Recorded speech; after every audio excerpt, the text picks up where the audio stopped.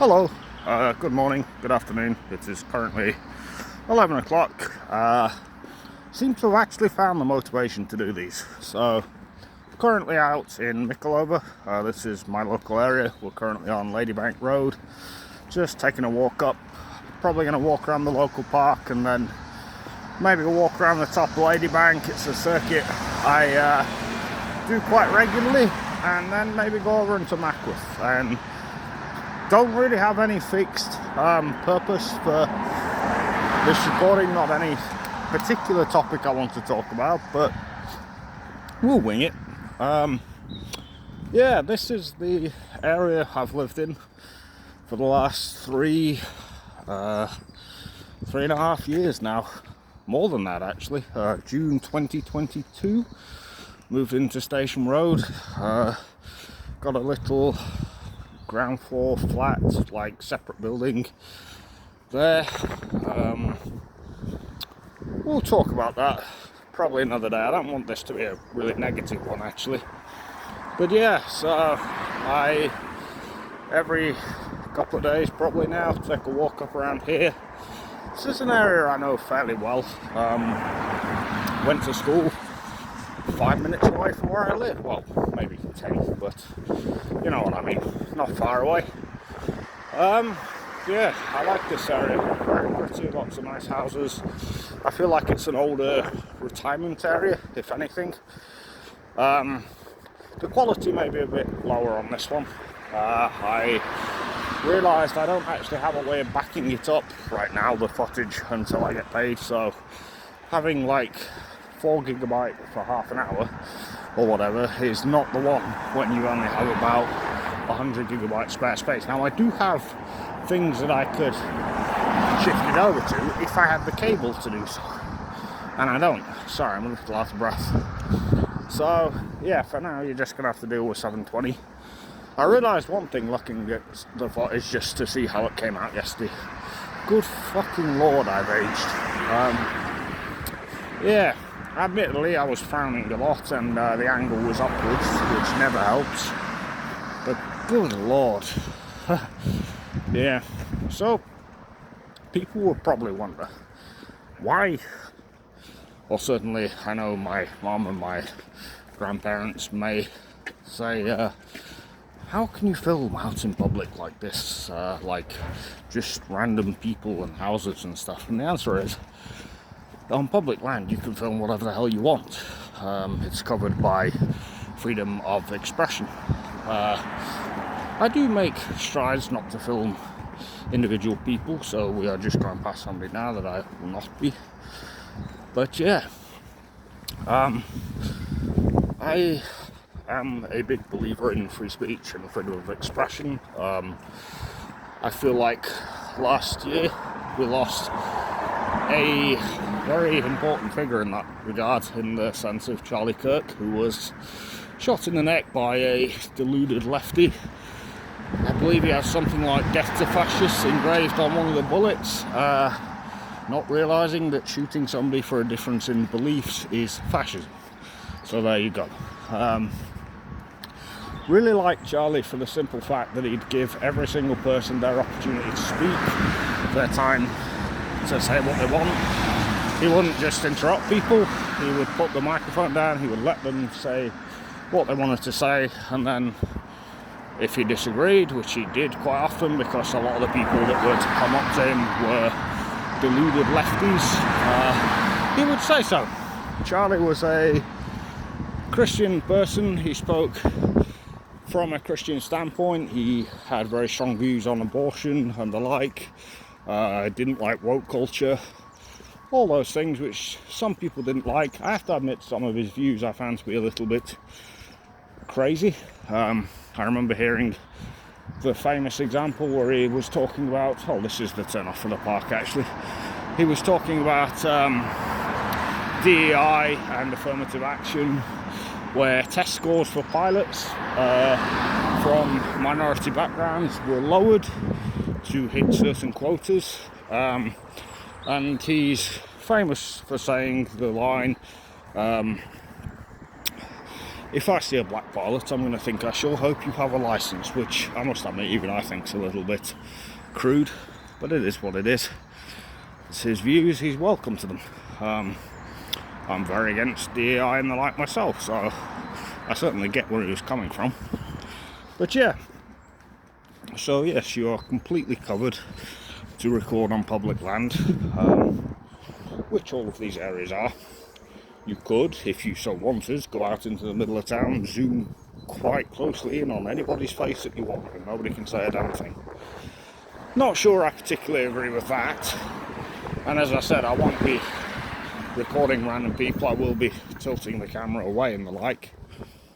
But yeah, you're still covered to do so. So yeah, we're just coming up on the local park, which I'm going to take a walk around, and then, like I say, continue my circuit. Yeah, it's not a very nice day out today. Might start raining. If it does, I may have to change plans, but that happens sometimes. The weather recently has been dreadful, actually. I said to my nan yesterday, the bucketing it down we had a few days ago, I was out in that and I got wet through, aside from my top, because my mum bought me a lovely jacket for Christmas. Yeah, so I didn't get absolutely saturated in that regards. So here we are. I think we've got somebody with a dog on the park. We've got a couple actually. But I'm just going to take a walk around the outside and talk. Provides something of scenery instead of just random houses, no matter how nice they are. So yeah, I saw my grandparents yesterday. It was absolutely lovely. We sat and chatted for a bit. I beat my granddad 2-1 at chess. That was always fun. He was not happy about it. We had chips, which I always feel really awkward accepting things off people. But then my granddad said, you know, we were going to go for chips the other day, and your nan said, Mark's coming tomorrow, I think it was. So I'm actually glad I did say yes in the end. And that was nice. We had a really nice sit down. Had a lot of jibber jabbering. Yeah, always lovely to see them. My grandparents have been absolute stalwarts for me for my whole life.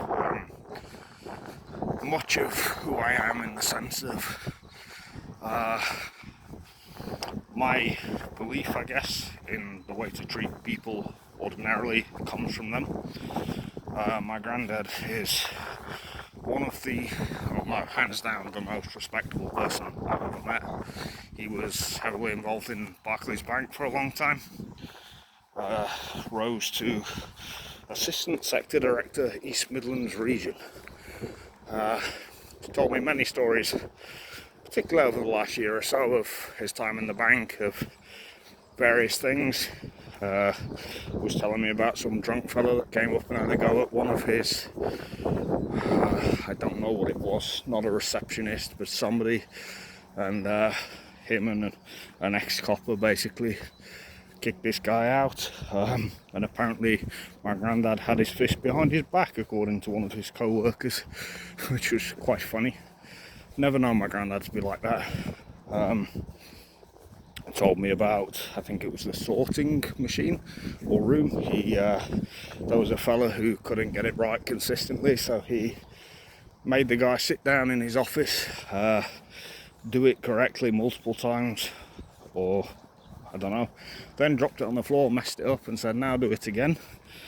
To essentially show this guy he can do it even under pressure, I think was the reasoning, although I may be wrong there, that's my inference. But yeah, very good person. He went on to work at Egg afterwards. He was teaching people how to sell things, essentially, and in return some of them taught him how to use computers. He used this computer a fair bit, bless him. He plays Football Manager, Civilization, a pool game, chess, card games. Yeah, he was saying he's been teaching my nan how to do online banking, or helping her do it. which is very decent. And then yeah, my nan is an absolute sweetheart, to be honest. Never had a really bad mouth anybody. They're 80 years old now, and she still insists upon cleaning every week or so. Whenever people go over, they insist on properly looking after them, I guess. They're truly brilliant people. I don't know a whole lot about what my nan used to do. I know I think it was a shoe shop she managed or worked in, I forget. Yeah, I think they've lived in Doncaster, I think lived in Sheffield and in Derby. Yeah, we'll see some of their old houses, maybe today actually. I have loads and loads of memories with them that I'll go through as we go along. I used to spend 2 or 3 days over the summer at their place. Yeah, I love them both to bits. I'll have said on the big one that one of the really bad things that would happen is that they would probably be gone by the time I was free again, and my relationship with them would be irreparably damaged. When I went to hospital, they stuck by me. They came to see me regularly. I'd speak to them on the phone a lot. No matter what, they stuck by me. They always have, and it's something that I've never appreciated until this last couple of years. We went over to Meadowhall once. I think we went a couple of times actually, to do, I think it was some Christmas shopping, maybe. My granddad couldn't drive at the time, so I showed them the route on the train. We went and had a good day out. Into a shop maybe next, or M&S or whatever.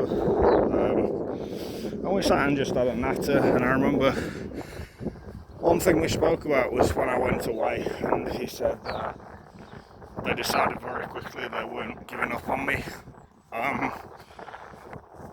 And I've let that down. That's the truth.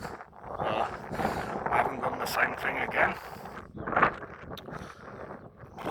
In some ways, what I've done isn't as bad as that, but in some ways it's worse. One of the lessons my granddad always tried to instill in me, and for the most part I do listen to it, is think before you speak. Told me that so many times when I was younger. And when you think about it, he's spot on, you know. Think before you speak. Your words have consequences. This ties in with freedom of speech, which we'll get back onto in a minute. Let's say, I don't know, you call somebody a twat. Very light word, but, you know, you call somebody a twat. Now, is that the worst thing in the world? No, absolutely not. It means next to nothing, really. It's a throwaway comment. I've called many people that and much worse. I sit and watch football, and every player on the pitch, if Chelsea are losing, becomes the worst thing on earth, both on Chelsea's side and the other side. I've called friends it, I've called people I don't like it, I've called family members it many a time. There's not a day goes by where I don't call somebody something stupid. But the thing is, a lot of the time there is thought behind that, because I know if I call my brother a twat, he's going to take it jokingly and know that I'm messing around with it. Now, there have been a couple of times where we fell out because one of us has said something a bit out of pocket. I think we both agree. We've both done that. But more often than not, we know to take it as a joke or as banter or whatever, or even as endearment. But say if I call somebody in a pub a twat, I don't know what's going on in their life. I don't know them, they don't know me. They don't know the way I talk. And that can go down a certain type of way. Could make them feel bad, could make them feel angry, could make them upset, you know, could feel hurtful. So yeah, my granddad always said think before you speak, and as a kid I never really recognised it. I'd listen, or rather no, I wouldn't listen, I'd nod along and hear it, but didn't really take it on board until I was older. And what changed that was what sent me away for the first time. I said some really horrible things I'm not proud of. I didn't say everything that was claimed I said. You have Chinese whispers, you have people looking for attention. And I was always quite bitter about that, actually, because it always felt like the punishment fell on one side of the coin and not on both, as it should have done. But either way, after that I really did start to think a bit more about the things I say and how they make people feel. Tying that in with what I did this time, I was drunk, I mean, you'll have heard the situation. There was a lot leading into it. I'm not proud of it. It wasn't good. It was actually really bad, but is it the end of the world? No. Do I think it's really had any impact? No. Anyway, moving off that. We have a video for that. How does this tie in with freedom of speech then? I may start to take the walk down. No, I'll do one more circuit of the park and then go down Ladybank. Freedom of speech, I believe, should be absolute. I think you should have the right to say, as long as you're not actively calling for violence against anyone, you should be able to say whatever the hell you want. You should have the right to walk up to, I don't know, the Prime Minister and call him every name under the sun. Good Lord, we all do it behind our TV screens. Two-tier Keir Starling gets it in the neck from everybody. It's starting to rain, by the way. It's only spitting a bit at the minute, but it may get worse. You should have the right to do that, but actions have consequences. If you walk up to a random person in the street, you they could deck you. And that's consequences. That's real consequences, not tippity-tap keyboard violations where somebody says they don't like small boats online or hotels, or let's call them what they are, military barracks full of fighting age illegal aliens. That thankfully is covered by free speech, but you know, some of the stuff some of the people said that I've got that should be covered. The consequences shouldn't be you have a knockback from the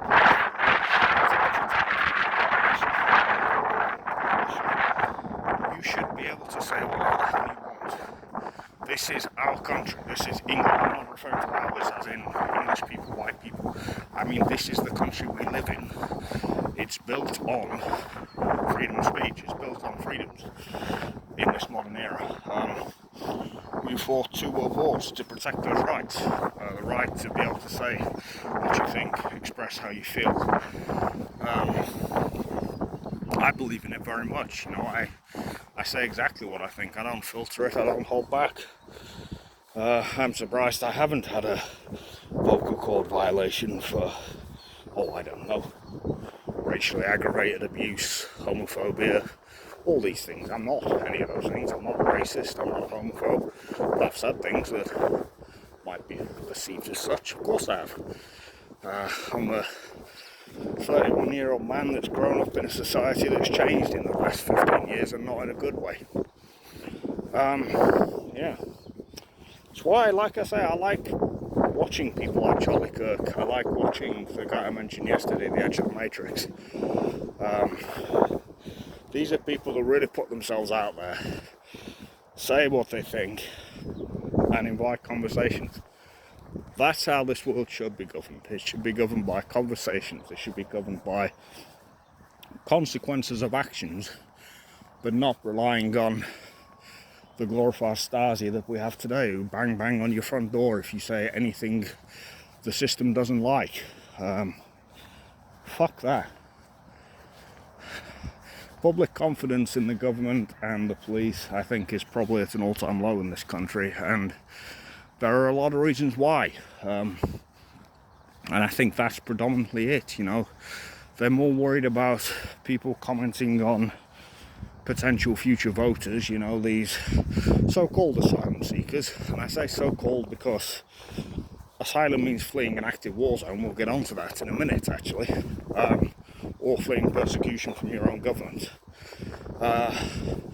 There's no active war in Romania, last I checked, and up until recently, between Pakistan and Afghanistan, there's been no active war in Pakistan, so, you know, these are so-called asylum seekers. But the government's more worried about what people post online. Now, of course, I don't at all endorse the people that were encouraging the burning of hotels, or as I call them, military barracks, for fighting age males that have come here illegally. I don't encourage that at all. Nor do I encourage outright hate speech against these people. I don't think hate speech should even be a thing. But I don't encourage people to sit there wasting their days online. As you see some of these accounts on Twitter, there's one called Basil the Great, I'm aware of, who just posts the most insane garbage out there. Then again, on the flip side, you have people who other people say post garbage, your Tommy Robinsons and the like. Don't particularly like him, but a lot of what he was saying 10 years ago, 15 years ago, has actually broadly become accepted public sentiment. Of course, as the years have gone by, he's leaned more and more into that and become more extreme, and now he's a parody of what he was 15 years ago. But, you know, people forget, I think it was Oxford he was invited to speak at, about the dangers of non-integration of cultures that conflict with our own.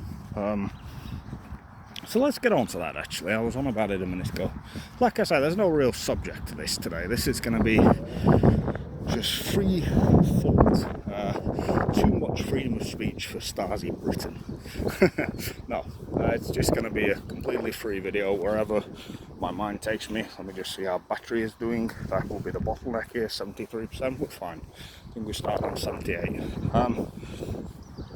So, talk about the asylum seekers and the small boats and the like, and your Farages and the like. Farage, sorry, I refuse to call him Farage. He's about as posh as I am.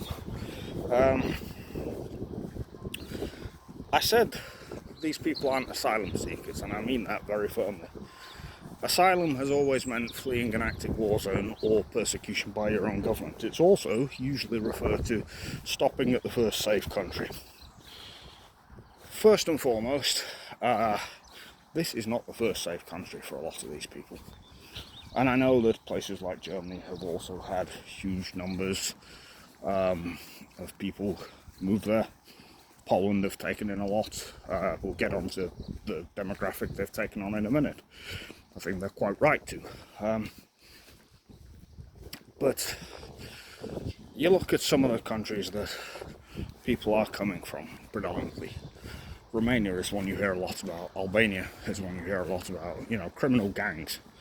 Let's not forget that. And I'm not saying everybody, but I'm saying these are a demographic of people that are coming here. Pakistan, Afghanistan. Okay, up until recently, there was no war in Pakistan or Afghanistan. They've just started a war before then. Yes, it was a horrible regime in Afghanistan, but they weren't at war. As for Romania and Albania, do you want to find me the war they're involved in? Maybe I'm unaware of one, but I don't think they are somehow. So they're not asylum seekers. Let's get out the way first. They're also not stopping at the first safe country. So why do they really come here? Maybe they have family here, of course, or friends.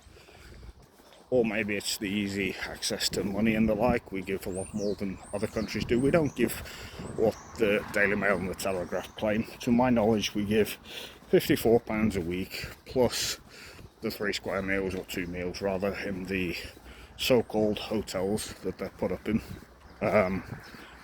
We don't give them a free phone, this, that and the third. Some places do, but that's the choice of the place, not the British government doing so.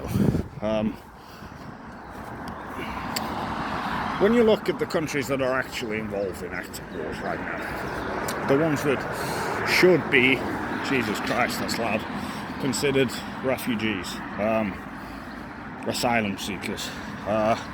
What have you got? You've got Ukraine, Iran, Gaza, Israel, Lebanon, and there are others around the world, of course. There's smaller conflicts, or there are larger conflicts. There's ones in Africa all the time. But you look at the specific types of demographic, or the nations they're coming from and the belief systems they're coming from. Ukraine, absolutely, we should be taking it. It's a Western country, civilized country that shares many of our own values. It was an incredibly corrupt country. Not so sure if it is anymore. I don't think it is. I think they've taken major steps to address that. So there's that. Just a place that was invaded, and people that want to go somewhere safe. I think hinted about 10 million people had left Ukraine within the first few months of the war. I could be wrong on the numbers there, but I think that was it. Of course, we should be doing our bit to help those people. Now, do I think we should take all of them in? Absolutely not. We're a very small country with very difficult finances now because of the unchecked migration numbers and the like.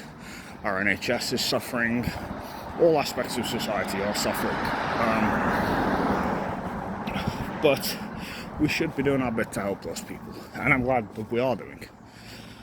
And then you look at the other ones I mentioned. Iran, should we be taking people fleeing Iran? No, we should not. Do I care what some lefty humanitarian lunatic has to say about that? Absolutely not. They'll say, oh, but they're fleeing war, they don't want to be there. They're also coming from a culture that's hostile to ours. It doesn't matter if they're fleeing being bombed. They've lived there. They are part of a culture that is hostile to ours. You look at the sentiment of the public there towards the West. They might not like their own government, but they can't stand ours. And this is facts. These are things easily searchable. Ditto Gaza, ditto Lebanon. Yes, they're being bombed. Okay, there's plenty of other countries that share the similar views around you. Move there. If you can afford to travel a third of the way across the world, you're not that hard off. I'm sorry. I know that's horrible, but you're not. It's also common sense. And then Israel, should we be attacking Israelism? No, absolutely fucking not. It's a terror state. It's bombed every country around it, seized so much land, and never given it back. So no, we should not be. But that's essentially the crux of it, I think. We can't just be blindly taking in people from cultures that are completely against our own. You look at the reported things that happen from some of these people, and it is only some, it's only a number of them. But these are behaviours that are seeded in their culture. There's, I believe, was it Iraq, moved the law so you could marry 9-year-old kids or something.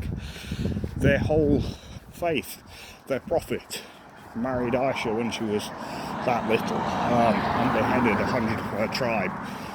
The holy book, the Quran, preaches hatred against Jews, preaches death to the infidel, preaches holy war, jihad. I believe we're in a holy war right now because we're losing our culture. I question why we're allowing so many people with views that are completely against those of the West. Now, of course, people run to the term British values all the time. And they say, well, British values means freedom of religion, freedom of... Yes, this is nothing to do with religion. Nothing I'm saying today is out. And it's not about individuals. It's about We have to be smart about the cultures we are taking in, because they are not integrated. When you look at, sorry, that's a bit noisy. You look at Normanton in Derby, and every major city now in the UK has its own self-imposed ghetto, essentially, where all of these people bunch together. They don't make any effort to integrate. Poverty levels are almost always the highest in the country, in the cities rather. Zero actual attempt to integrate or to become a part of anything resembling British society. I do not like this term multiculturalism. There should be one culture, that should be British. And if you don't integrate with it, you shouldn't be here. Now, of course, that's not for me to say. I can't tell people you should not be in this country. And I'm not doing. I'm saying you look at the so-called refugees and the people we are allowing to come here. I don't really think we should be encouraging it anymore. Just my view. No hatred towards any individuals or even any group, but to me it's common sense. You've got a set of cultures, I guess, that are entirely conflicting with our own. We have car ramming and peace barriers in this country. What are they called? They're called ballards, the little things they put up to stop cars ramming into people. Look at the vast bulk of people who commit those types of attacks. Why do we? The excuse given is always we need them to keep the peace. In a civilized Western society, we suddenly need planks put up, essentially, to stop people ramming cars into groups of people in the name of Allah. No, just no. No chance. Yeah, it's I feel like in the last 15 years we've lost, maybe the last 20, we've lost our culture in this country. And it's been swallowed up. I've got to be honest, I don't like it at all. It's an absolutely beautiful area, by the way. When the weather picks up a bit, I may actually come out and just chill out it. I might get one of the homies out here, just sit and reminisce for a bit on camera. We've just gone past Daventry Close up there. A friend of mine from school actually lived there for a long time, Laura. Her and her sister Sarah. Looked her up not so long back. She's now doing something in IT. I don't think she lives in Derby anymore. Was going to try and get back in touch. She was a nice person. For a long time we didn't really get on at school. But then when we were at college we started hanging out a bit. It was nice. I will of course reminisce a lot more on people I went to school with, friends and not so friends. Also, just gone past the Honeycomb, mentioning Laura, I remember when I first came back to Derby, I came here, be honest, got absolutely smashed down the head. I started drunkenly asking the guy if he knows them. I don't know why. They refused to serve me later on. I think it was a Polish fellow by the name of, was it Peter? I don't actually remember. Maybe not, maybe it wasn't Peter, maybe I'm just making that name up. But yeah. Probably go and chill on that field at some point, grab a couple of energy drinks and just reminisce. I'm going to cross back over here because there looks like there's a blockage up at the top with the van. They're doing roadworks in my area in a couple of places. I'll probably kill the recording when we get back to Station Road and then decide whether I want to walk out into Mackworth for a bit and then maybe down to Allistry. I think I probably will. Just slowing down because I don't want to be pointing at random school kids, but yeah, I may kill the recording now. We've had a dose of free speech for now.